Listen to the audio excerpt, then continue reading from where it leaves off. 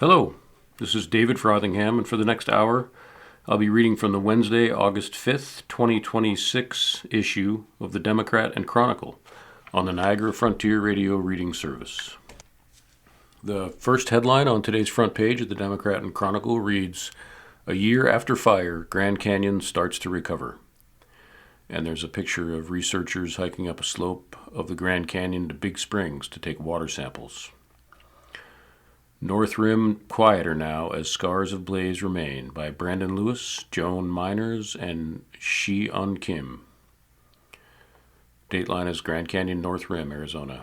Ranger Matt Baldwin left two aspiring junior rangers at the information booth window and trotted to a white government pickup to retrieve his signature wide-brimmed hat. There was no line of visitors behind the kids waiting for his help. Nearly a year after the Dragon Bravo fire destroyed the historic Grand Canyon Lodge just down the path, the park's quiet side was exceptionally silent for the middle of June. Employee housing and a water treatment plant that formerly supplied the North Rim with flush toilets and camp showers also had burned. The ranger hadn't seen a swarm of tourists on this day, let alone any who were as determined as Grand Canyon enthusiast Josiah, who's 9, and Liliana, who's 7. He was going to make a proper show of inducting the siblings into the ranks of North Rim ambassadors, and he wanted to dress the part. "I pledge to enjoy and protect the Grand Canyon," he said after returning to his post, the children repeating his words with right hands raised on their honor. They promised to, quote, "discover all I can about Grand Canyon National Park and to share my discoveries with others," end quote. The children from Lancaster, California had been busy studying their surroundings in preparation for this ceremony, writing down what they had learned about a natural area whose very nature had shifted dramatically less than 1 year prior. Dragon Bravo destroyed the lodge beloved by employees and repeat visitors for 89 years, now visible to these young rangers only as a collection of ruthless stone walls, not entirely unlike the remnants of cliff dwellings or kiva ruins in other southwestern parks. Blackened evergreens loomed over the canyon edge. Yellow police tape hung to campground fire pits, indicating a burn ban in a corner of Arizona that remains crispy with drought. A few miles away, a trout stream that a forester had said had held the North Kabob Forest's only flowing stream and native trout population had been nuked, now apparently devoid of aquatic life. On the ground, though, undergrowth had begun to sprout from and shade soils that had largely avoided the type of baking that could long deter regrowth. The Earth's life-giving organic matter was spared by the same force that had destroyed the trees above, winds that had whipped the fire out of control and off to the races instead of letting it settle down for a long scorching. On July 4th, 2025, a lightning strike started the fire in Grand Canyon National Park that eventually burned across some 150,000 acres, roughly split between the park and, to its north, the Kabob National Forest. It burned for 3 months and became the 7th largest fire to date in Arizona. The park's firefighting effort, which it at first labeled a confine-contain strategy for flames that seemed destined to provide ecological benefits associated with fuel reduction, ultimately came into question after winds shifted and rapidly drove the fire south toward the lodge at the rim. Even then, outside fire experts told the Arizona Republic that the fire could reduce future risks of environmentally catastrophic blazes, and that they feared a backlash could lead to an undue suppression of beneficial fires. National Park Service officials at the time said the fire was expertly handled despite hot and dry conditions that a Republic analysis later found had brought the fire near the point where the park's fire plan warns of the potential for extreme fire behavior. But in a U.S. Senate committee hearing this spring, Interior Secretary Doug Burgum acknowledged that a quicker response could have prevented disaster.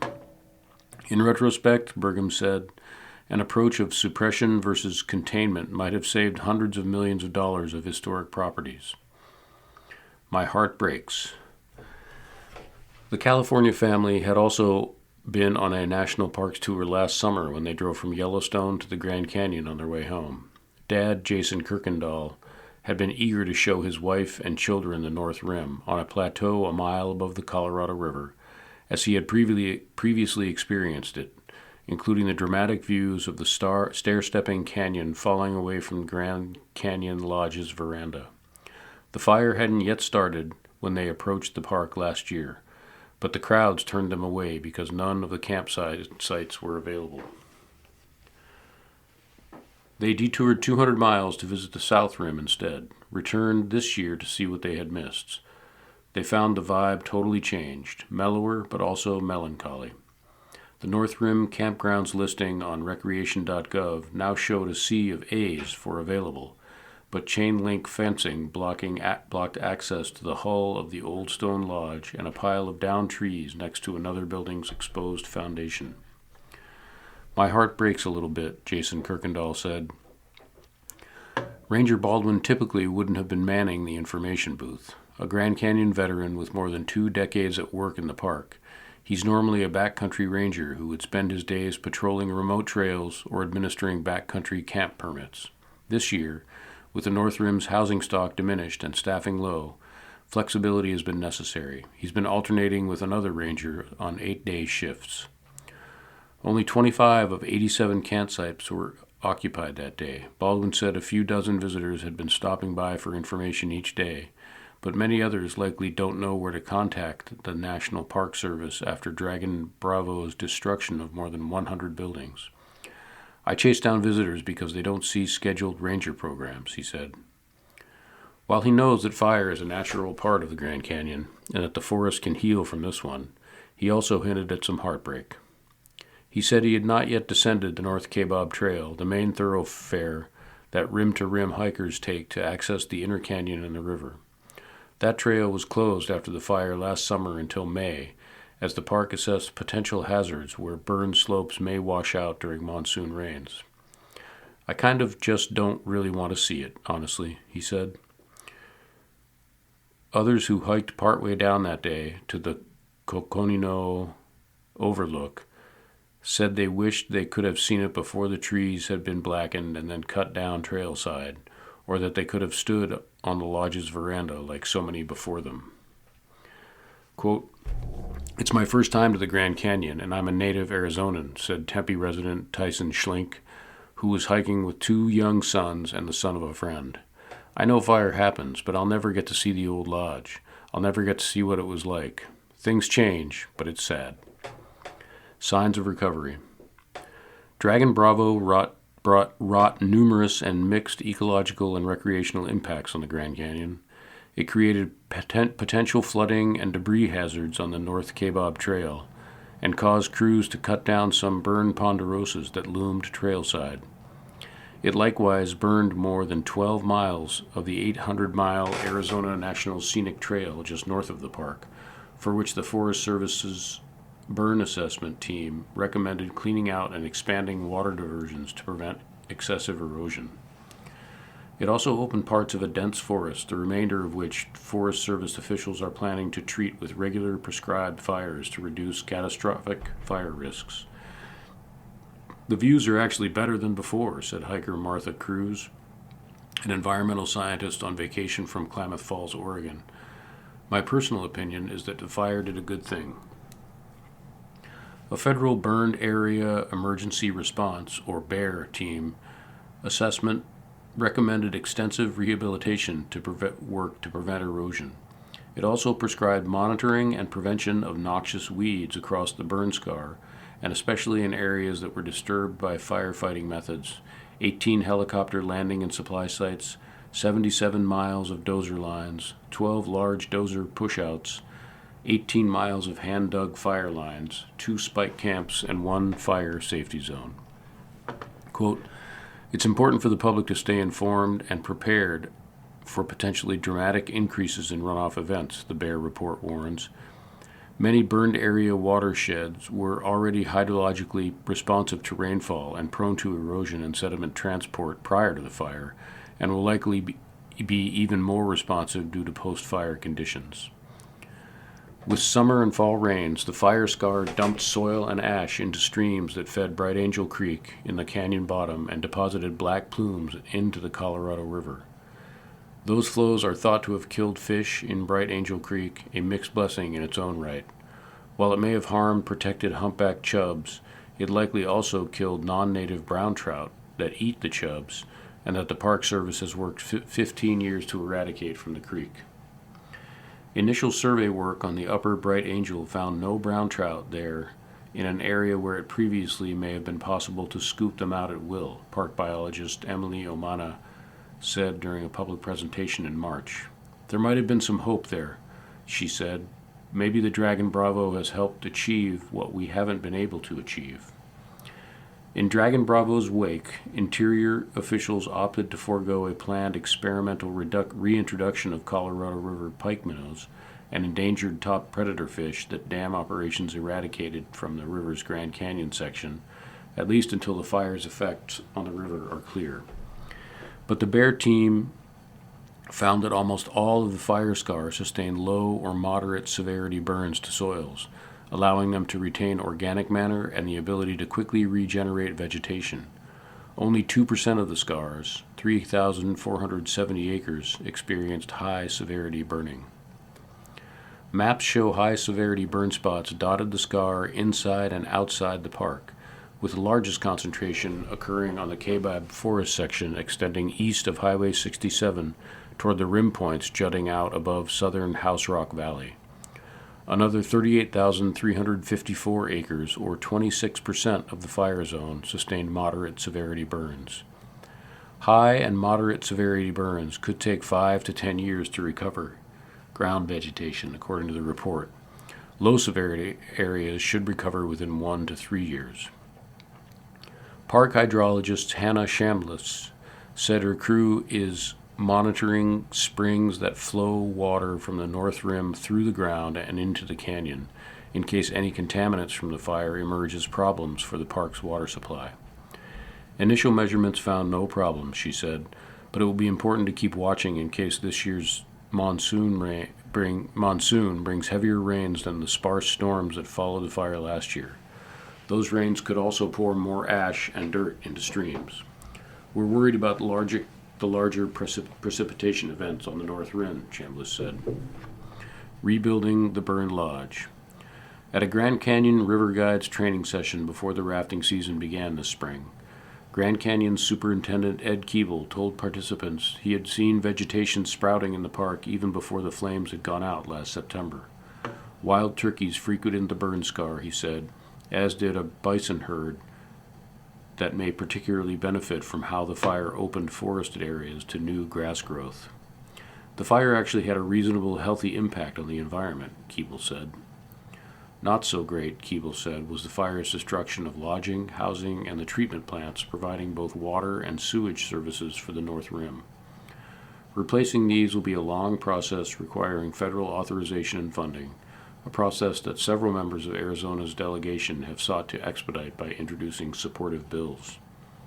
North Rim redevelopment will require planning and extensive public comment opportunities, the superintendent said. For the 2026 season, our approach is simple. We're opening what we can, where we can, and when we can. At Jacob Lake Inn outside the park, personnel manager Melinda Rich Marshall, whose family has owned the popular stop for gas or a cookie on the way to the park's North Rim for over 100 years and weathered many wildfires in that time, worried last fall about whether Dragon Bravo might be the fire that finally destroys their business model, even if it didn't burn them down. Jacob Lake Inn is not just a key fuel provider and lodging option bridging tourist access to the North Rim, it also maintains the water infrastructure shared by the Kaibab National Forest Visitor Center at the turnoff to the park and helps local businesses and trucking routes going with their food and supply orders. Rich Marshall thinks the financial hit Jacob Lake Inn took from Dragon Bravo extends beyond the forest damage and park closures that left them with a torrent of reservation cancellations. They are now navigating fallout from misconceptions created by the national publicity the fire got that the area is unsafe. In mid-June, the lightning-sparked 5,000-acre Rock Canyon fire near the Utah border was burning more than 10 miles from them and spreading in the opposite direction, a fairly typical summer event in the region and not a risk to them. But Rich Marshall thinks it reached them in other ways. You're listening to a reading of articles and features from the Democrat and Chronicle on the Niagara Frontier Radio Reading Service. It's easy to fearmonger with it, she said. I got calls from people the day after the fire started from news places asking if we were going to evacuate, and I was like, no. And can we not go that way with the coverage? Because then people are going to make choices that do affect us. Reopening Grand Canyon Lodge will likely take years. For now, some visitors drive to the end of Bright Angel Point and press against the chain-link fence for a glimpse of the remaining stone walls from the structure that reopened after another fire in the 1930s. Seeing the destructive power of fire is kind of sad and humbling, said Megan Quinn, a Kaibab National Forest intern who viewed the burned lodge for the first time in mid-June. Dragon Bravo wasn't the only major fire to scorch parts of the Kaibab National Forest last July. Another, called White Sage, burned 59,000 acres, mostly in the forest north of Jacob Lake. Part of getting back up means removing the most dangerous hazard trees burned but still standing along roads and trails, said Deputy Forest Supervisor Patrick Moore. It also means seeding grasses to hide archaeological sites where potsherds and other artifacts are exposed, and seeding around rare pedicactuses so that invasive cheatgrass doesn't encroach on them. Longer term, it will mean shoring up or even moving parts of the Arizona Trail at North Canyon, a creek drainage that looms above House Rock Valley and Marble Canyon beyond. North Canyon previously hosted native Apache trout, a species that was recently removed from the endangered species list, but that is at risk from climate change. The trout population didn't originate in North Canyon. The state transplanted them there in the 1960s as the only Apache trout north of the Grand Canyon. Arizona Game and Fish Department Aquatics Program Manager Zachary Beard said he's unsure whether the goal back then was to expand recreational opportunities or to protect a separate population to ensure species recovery. But the population has been used to restock White Mountain populations over the years. Now the fish appear to be gone. Staffers have visited the creek twice since Dragon Bravo and found no trout, Beard said. Restoration work is needed to make the creek suitable habitat again, Moore said. For the long haul, the Forest Service is working with local communities and interest groups on a plan to mitigate the damage from last summer's fires while preventing a repeat. That work, slated to break ground in late summer, is a product of close discussions between the federal government, local officials, ranchers, the timber industry, tribal partners, and environmental nonprofits, groups that typically occupy different ends of the political spectrum. Two strategies underpin the new plan: hazard tree removal and strategic fire management in areas spared from flames the first time around. Fire management will involve mechanical thinning and constructing a 100-mile network of fuel breaks to slow the spread of future flames. The goal is to keep fires that inevitably spark to a manageable size, allowing them to continue fulfilling their role in keeping western forests healthy. The second part of the plan is arguably the more delicate one. In the proposal, the hazard tree removal entails removing singed ponderosa pine within hundreds of feet of roads, fence lines, trails, and water infrastructure to eliminate their threat to public safety. It's also a chance to reap some of the timber value from incinerated trees, which is only viable up to 3 years after the burn. The next headline in today's front section of the Democrat and Chronicle reads, New York will get nearly 5 million eggs to settle price case. 3 producers accused of multi-state scheme by the New York Connect team. New York food banks will receive nearly 5 million eggs as part of a multi-state settlement with 3 major egg producers accused of illegally coordinating to raise egg prices, Attorney General Letitia James announced on August 3rd. The first shipment, more than 280,000 eggs, was delivered to City Harvest in Brooklyn. The eggs will be distributed to New Yorkers facing food insecurity, and additional deliveries continuing statewide through mid-October. Settlement resolves price-fixing allegations. According to James's office, A multi-state investigation led by the New York Attorney General's Office, the U.S. Department of Justice, and attorneys general from 16 other states found that Cal-Maine Foods, Versova Centrum, and Hickman's Egg Ranch coordinated their bidding activity to influence a widely used daily egg price index. Investigators said companies manipulated benchmark prices used in egg supply contracts, artificially increasing the prices paid by retailers and consumers nationwide. The companies did not admit wrongdoing as part of the settlement. The eggs will be distributed to New Yorkers facing food insecurities, with additional deliveries continuing statewide through mid-October. 3 egg producers will provide 53 million eggs to participating states. Under the agreement, the 3 egg producers will provide 53 million eggs to food banks and nonprofit organizations across participating states, including 4,968,000 eggs to New York. They also will pay a combined $3.3 million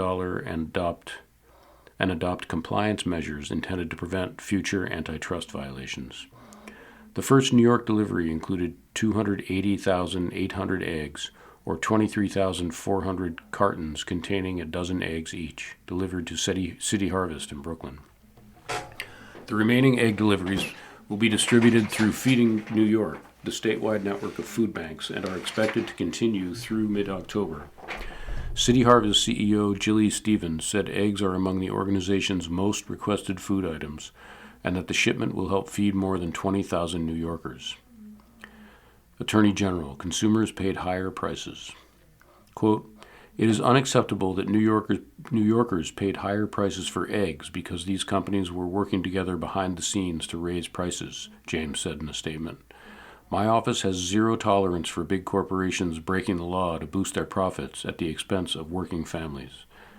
The settlement also includes Arizona, California, Colorado, Connecticut, Florida, Hawaii, Iowa, Maryland, Minnesota, North Carolina, Ohio, Pennsylvania, Texas, Utah, Vermont, and Wisconsin.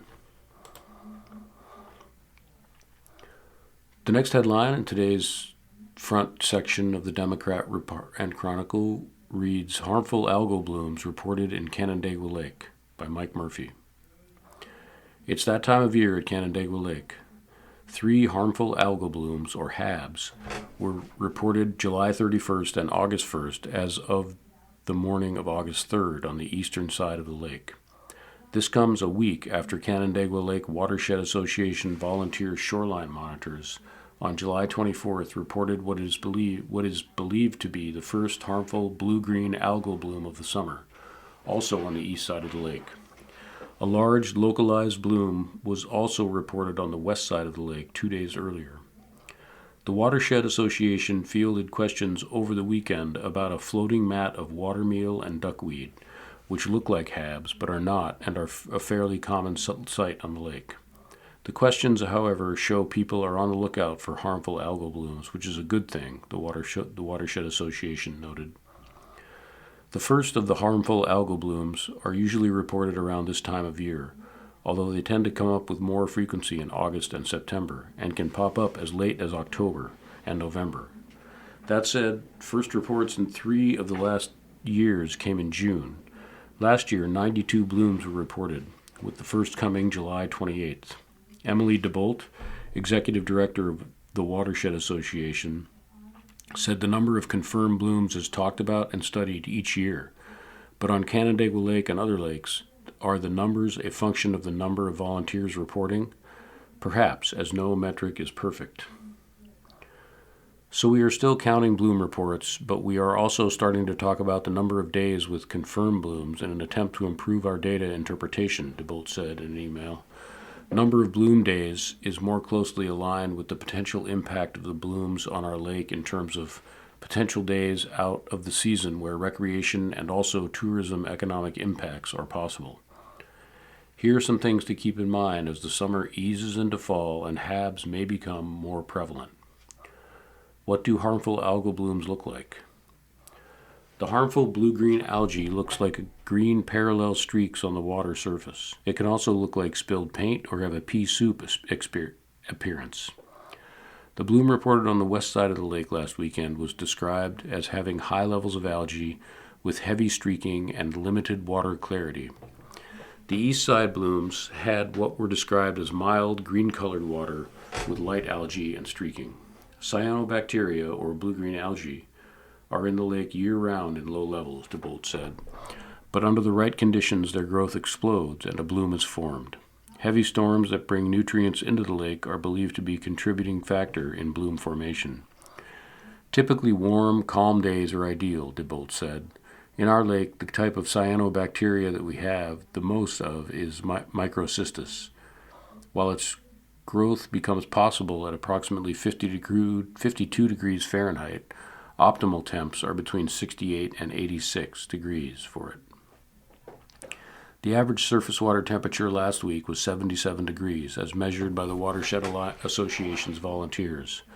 So we are right where they like it, said DeBolt, adding that microcystis is typical for this and other lakes, but not all of them. Should harmful algal blooms be avoided? The Environmental Protection Agency recommends that when blooms are visible, avoid playing and swimming in the water. Also avoid jet skiing and tubing through the blue-green streaks and blooms because accidental inhalation is also a pathway for ingestion. Don't eat fish caught during blooms. Boiling lake water doesn't remove the toxin. Should pets also avoid harmful algal blooms? Keep pets from entering the lake. If your dog has gotten into the water, rinse it thoroughly, provide plenty of fresh water, and watch for signs of gastrointestinal or neurologic distress. Call a vet immediately if your dog displays symptoms and tell them about their exposure. How does one find harmful algal blooms? The Watershed Association offers this reminder. Harmful algal blooms are constantly changing and can appear, move, and disappear quickly. A bloom reported in one location does not mean that the entire lake is affected or that conditions are the same everywhere, watershed officials said. The Canandaigua Lake Watershed Association shares bloom reports along with other information on its Facebook page, https://www.facebook.com/Canandaigua Lake Watershed / and on its website at https://www.canandaigualakeassoc.org. The harmful algal bloom map on the Canandaigua Lake Watershed Association site is updated more frequently than the State Department of Environmental Conservation's map. Check www.canandaigualakeassoc.org Shoreline Hab for the most current information on Canandaigua Lake. This map may be a helpful tool for seeing where blooms have been reported, but it is not an exact, real-time picture of conditions across the lake, the Watershed Association stated. If you find a harmful algal bloom, what should you do? The Watershed Association counts on 74 volunteers, also known as citizen scientists, who are trained and take regular water samples at spots around the lake. But you can help too. For those who believe they have observed a bloom, take 3 good pictures with your location services toggled on and submit a report to the New York State Department of Environmental Conservation's NYHABS portal at on.ny.gov/habform. The next headline in today's front section reads, Indian Point Communities Press Hochul for Help Weathering Shutdown by Thomas C. Zambito. Hudson Valley lawmakers are pressing Governor Kathy Hochul to sign a measure that would renew a financial lifeline for schools and local governments impacted by the shutdown of the Indian Point nuclear power plant. Democrats Dana Levenberg and Pete Harcum are urging Hochul to add 5 years to a cessation mitigation program that assists communities across the state weathering the shutdown of an electric generation facility. Last year, the program generated $15 million for Westchester County, Buchanan, Cortland, and Hendrick Hudson schools, which receives the largest portion of the layout, over $10 million last year. It's paid for by surcharges on ratepayers' utility bills. Quote, the costly financial situations for towns and schools that have depended on substantial tax revenue from Indian Point and similar electric generating plants requires as much help from the state as possible, Harcum said. A spokesman for Hochul said the governor is reviewing the legislation. Harcum sponsored the measure in the Senate, and Levenberg has companion legislation in the Assembly.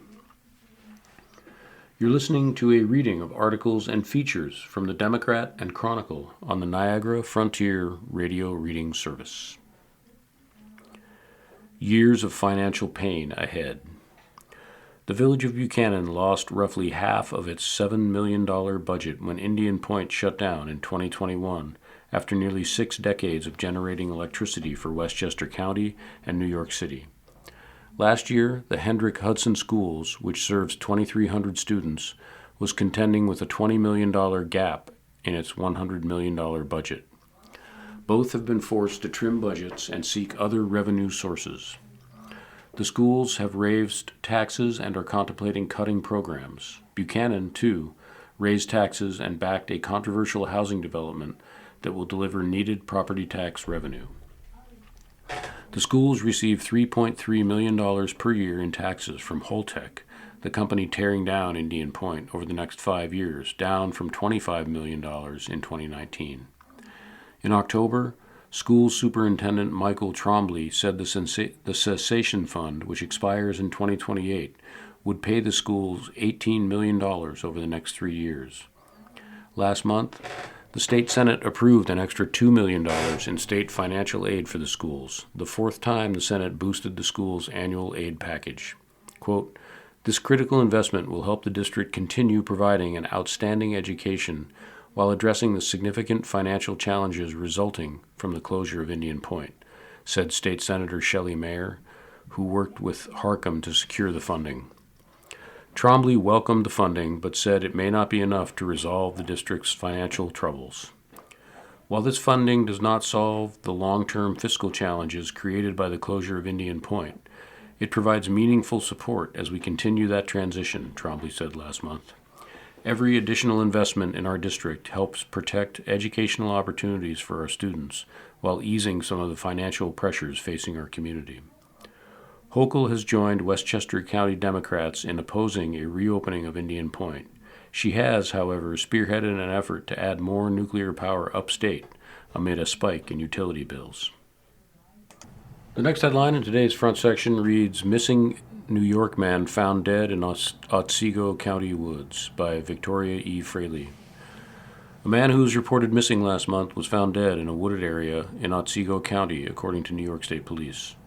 Missing man's body found in woods. The body of Daniel E. Conklin, 38, was found Monday, August 3rd, in a wooded area off State Highway 205 in the town of Lawrence, according to state police.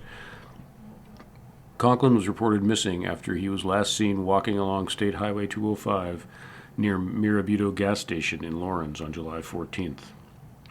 Investigation continues. State police are investigating Conklin's disappearance and death. His cause of death will be determined by the medical examiner. The next headline reads, 19-year-old reported missing in Penfield. Search underway.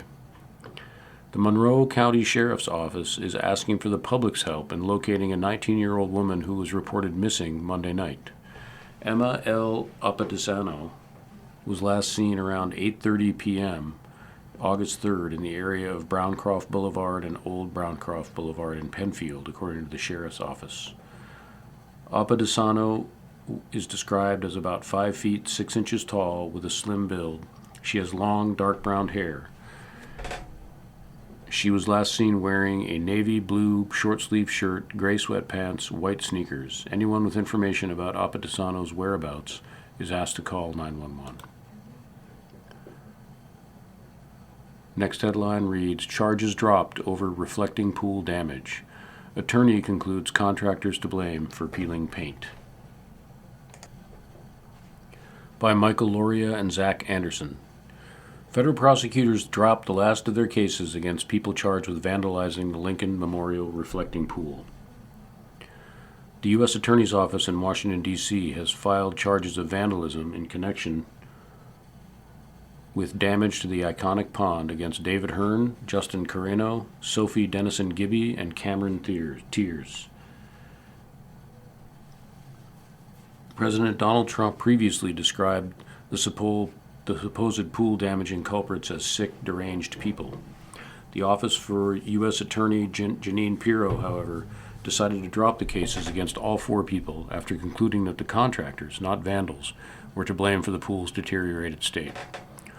Court records obtained by USA Today show that prosecutors filed paperwork to drop all of the cases on July 31st. Neither Pirro nor the White House responded immediately to USA Today's request for comment. Attorneys for the people accused of vandalism celebrated prosecutors' decision to drop charges, but they also described the experience as harrowing for clients who were surprised to find themselves the target of the president's ire. She's relieved, but this was a horrible experience for her, Denison Gibby's attorney Jamison Kohler told USA Today, describing her being arrested and loaded into a van as humiliating. According to Kohler, the arrest came when Denison Gibby was walking by the pool and stopped to remove a piece of plastic from the water that happened to be a part of the lining. Denison Gibby, a local veterinarian, regularly picked up trash hazardous to animals on her walks, Kohler said. Attorneys for the others charged described the experience in similar terms. The president started making accusations of vandalism regarding the reflecting pool earlier in the summer when the White House was revamping the landmark for celebration of the country's semi-quincentennial. Shortly after renovations, the lining began to peel and the water turned green. Trump blamed the pool's deterioration on nefarious actors, repeatedly alleging the pool was purposely damaged. However, according to Pirro's office, the hasty renovation by the Trump administration hand-picked contractor is to blame. The reflecting pool suffered a flawed installation by the contractor, and the rush to complete the project prior to events associated with the America 250 celebration in the weeks surrounding Independence Day 2026, according to Pirro's office. The president resisted that conclusion.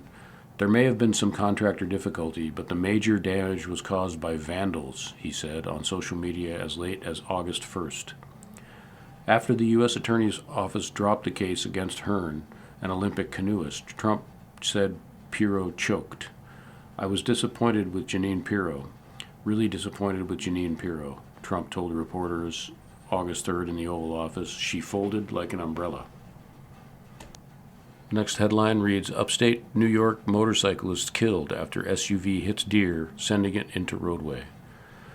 A 25-year-old Oneonta man was killed after a deer struck by an SUV was thrown into the path of his motorcycle Friday evening, according to New York State Police. Troopers responded to the crash on County Highway 48 in the town of Oneonta at about 7:40 p.m. July 31st. How the crash happened. State police said a 74-year-old Otsego man was driving a 2018 Chevrolet Equinox west on County Highway 48 when a deer entered the roadway. The driver was unable to avoid the animal and struck it. The impact propelled the deer into the eastbound lane where it collided with an oncoming KTM motorcycle and its operator. The motorcyclist lost control and crashed. The motorcyclist was identified as Nathaniel T. Walker, 25, of Oneonta. The driver of the Chevrolet Equinox and a passerby began life-saving efforts after receiving CPR instruction from an Otsego County 911 dispatcher. A New York State trooper arrived and continued CPR until Oneonta Fire Department and EMS personnel took over. Despite those efforts, Walker was pronounced dead at the scene. Investigation continues. State police said the investigation remains ongoing, but there is no indication of that foul play or impairment contributed to the crash.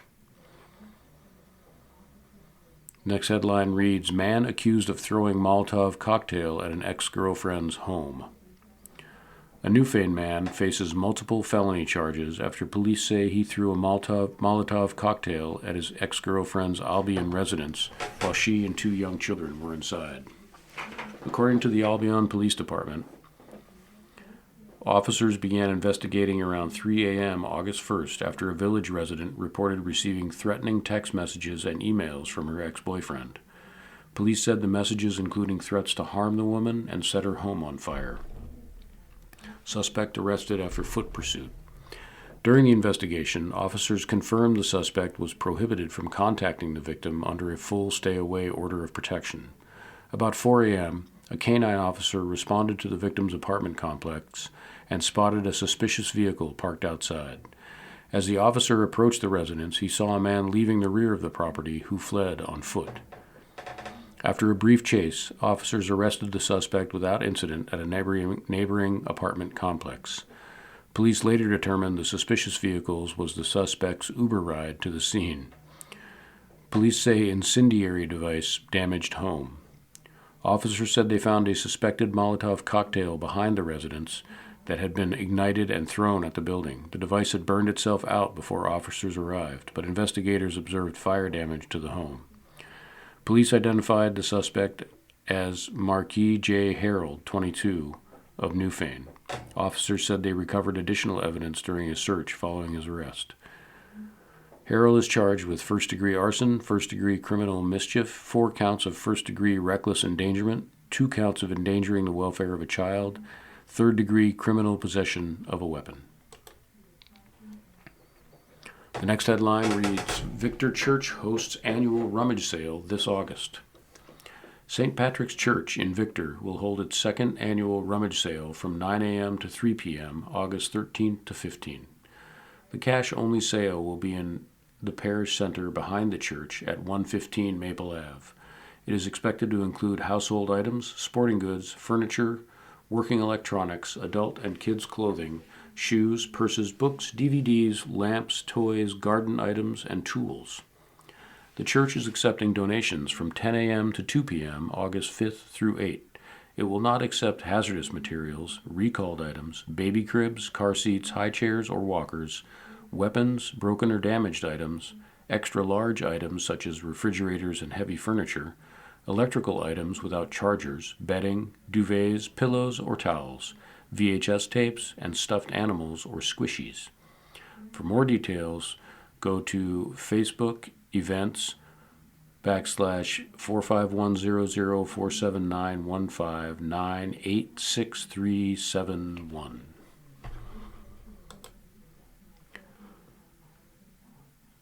The next headline in today's front section of the Democrat Chronicle reads, Officials, $17 million cannabis operation supplied smoke shops statewide, by Kayla Cann.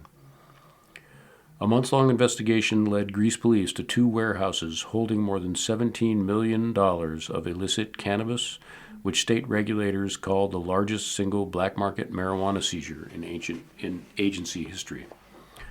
The scale of this operation was staggering, said Daniel Hani, who oversees investigations by the State Office of Cannabis Management, both in the volume of the product that was seized, that was being processed and distributed throughout New York State, but also in the levels of THCs in those products. Greece Police Captain Josh Spearman said his officers began investigating a suspected illegal cannabis trafficking operation in April. Last month, a team of local, state, and federal investigators executed coordinated search warrants at 2 homes and 2 warehouses in Greece, Webster, and the city of Rochester. There, police found 615 pounds of loose cannabis, more than 20,000 pounds of products like vape pens and weed gummies, a ghost gun, and more than $219,000 in cash. Police believe the products were likely distributed to smoke shops across the state. Hani said the underground operation flouted cleanliness and potency rules meant to keep cannabis consumption safe.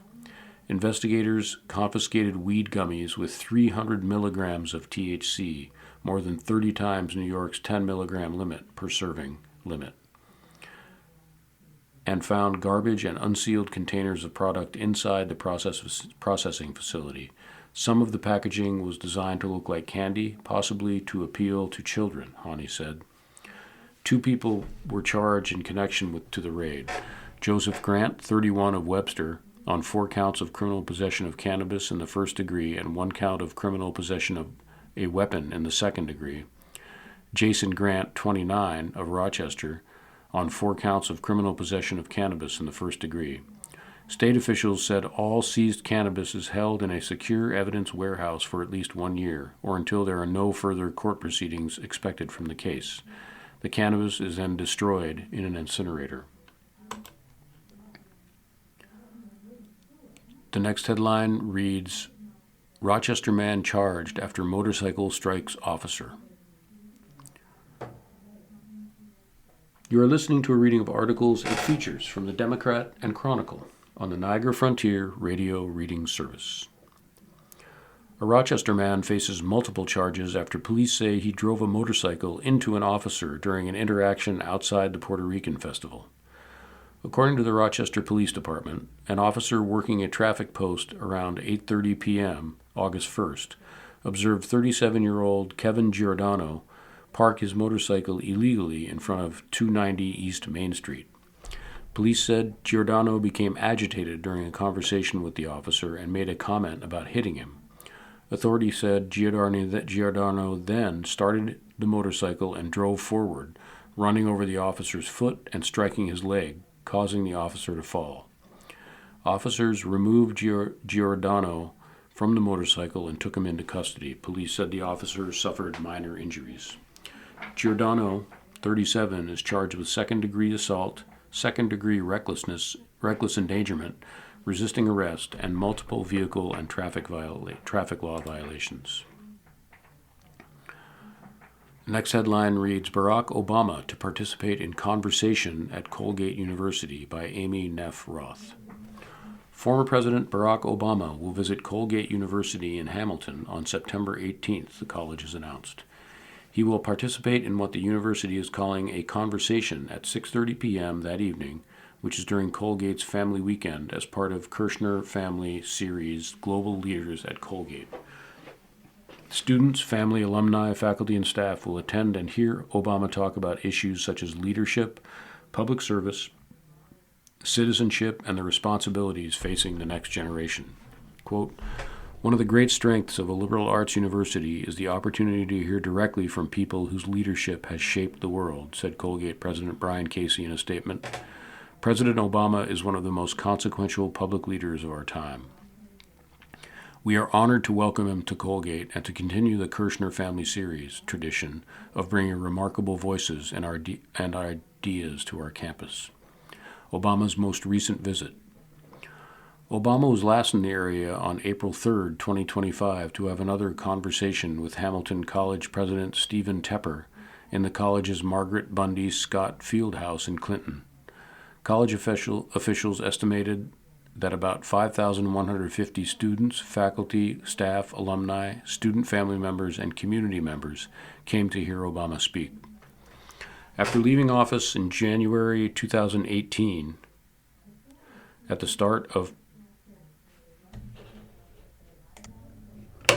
leaving office in January, I believe 2017, at the start of President Donald Trump's first term in office, Obama and his wife, former First Lady Michelle Obama, established the Obama Foundation with the goal of inspiring, empowering, and connecting emerging leaders around the world. And earlier this year, the Obama Presidential Center opened in Chicago.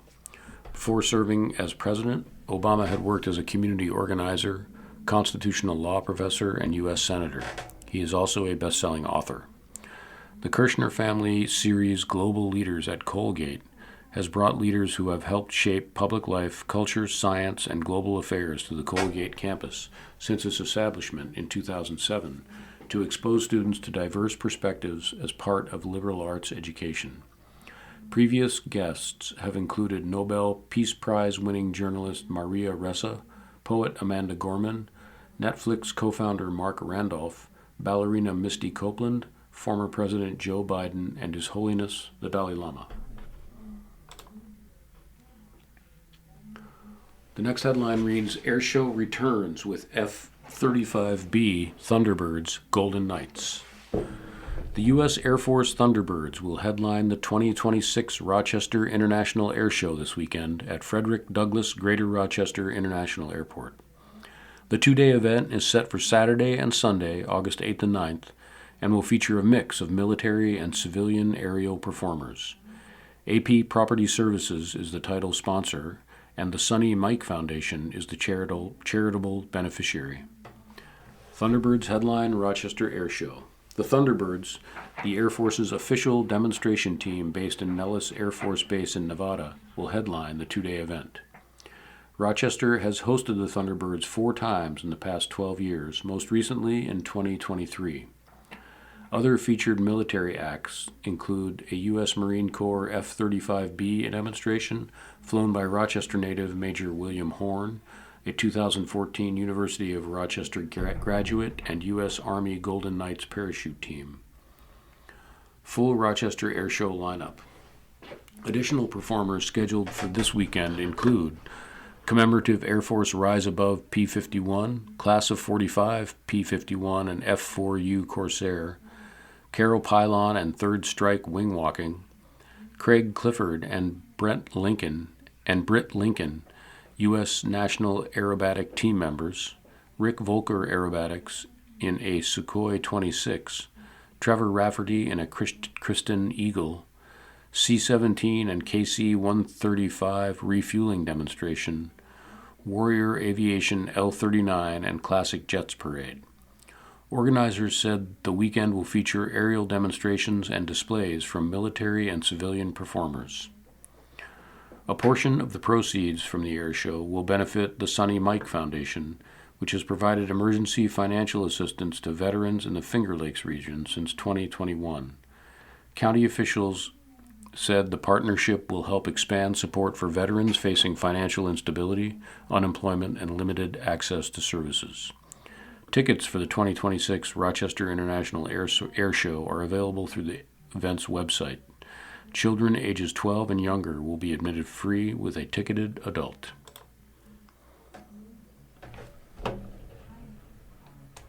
Moving on to today's obituary section, we start with Grace M. Gullo of Rochester. Grace was born on July 27, 1937, and passed away on August 1, 2026, at age 89. She is predeceased by her parents, Joseph and Mary Gullo, brother Christopher Petrina Gullo. Grace is survived by her special nieces and caregivers, Jeannie Carniaboci and Linda Carniaboci, family and friends, Dr. Tom Montel and family of California, Deidre Cole of California, Mark and Francis Arnold, Jerry and Jane Kalla. Special thanks to Ted and Selena Zielinski for all the help they gave to Grace. Grace was a retired school teacher of 33 years. She was very generous throughout her life with donations and volunteer work. Thank you to all the nursing staff and caregivers at Wegman Care Center in St. Anne's. Honoring Grace's wishes, there will be no prior calling hours. Her celebration of life will be held at Saturday, August 8, 2026 at 10 a.m. at St. Anne's Chapel, 1500 Portland Avenue. Private interment at Holy Sepulchre Cemetery. In lieu of flowers, donations may be made to St. Andrew's Food Cupboard, 892 Portland Avenue in Rochester, or Pets at Peace, 1401 Empire Boulevard in Rochester.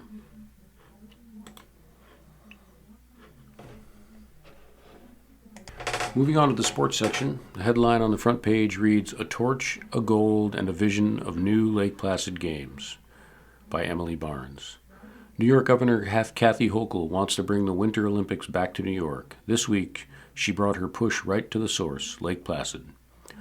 Inside the Lake Placid Olympic Center on Monday, August 3rd, Hochul hoisted the 1980 Winter Olympic torch, briefly donned the U.S. women's national ice hockey team's gold medal, with permission of course, and promised the 2042 Winter Olympic torch would be the best one yet. "I want to have a conversation about what 2042 could look like," Hochul said, alongside Team USA athletes and Olympic and Paralympic hopefuls inside Herb Brooks Arena on Monday. "It would include both Lake Placid and New York City," the governor said. "It would build on what we saw in Milan and Cortina. There's a lot of synergy. But I also think if we got New York City involved, it would really enhance our chances of being selected as the bid." Hochul stressed, however, that the state is just exploring the possibility of bringing the third Olympic Games to New York, following previous Placid competitions in 1932 and 1980. Here's the latest. What moves has Hochul already made to bring the Olympics back to New York?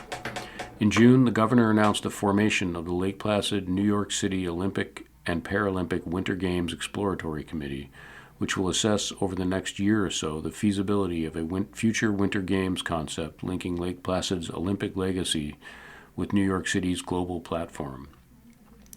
The state says it has invested more than $750 million into modernizing the Lake Placid venues, which were designated as the backup plan for sliding events for the Milan Cortina 2026 Winter Games. While this doesn't mean the state will put in an official bid, the committee will share its findings and recommendations to state leaders for further review. What events are taking place in Lake Placid in 2026 and 2027? Several international and collegiate events are taking place in and around Lake Placid this year and next, which the governor's office says reinforce New York's Olympic venues as year-round destinations for sport, recreation, and tourism, while supporting local businesses, attracting visitors from around the world, and creating opportunities for athletes at every level. Here are the events that have already been announced in the Lake Placid area in 2026 and 2027. October 2nd through 4th, 2026, WHOOP Union Cycliste International Mountain Bike World Series Final at Mount Van Hovenberg in Whiteface Mountain. December 17th and 18th, 2026, International Bobsleigh and Skeleton Federation Parasport World Cup at Mount Van Hovenberg. January and February 2027, Stifle International Ski and Snowboard Federation NORAM Cup at Whiteface Mountain. January 15th through 16th, 2027, Lake Placid Freestyle Aerials and Azerbaijan FIS World Cup at the Olympic Jumping Complex in Lake Placid. January 29th to 31st, 2027, U.S. Ski and Snowboard Super Tour at Mount Van Hovenberg. February 6th and 7th, 2027, Stifle Lake Placid Ski Jumping Cup of Weissman FIS World Cup at the Olympic Jumping Complex in Lake Placid. Anticipated March 2nd through 12th, 2027, Stifle FIS Alpine Junior World Ski Championships at Whiteface Mountain. March 5th and 6th, 2027, Eastern College Athletic Conference Hockey Women's Championship at the Olympic Center in Lake Placid.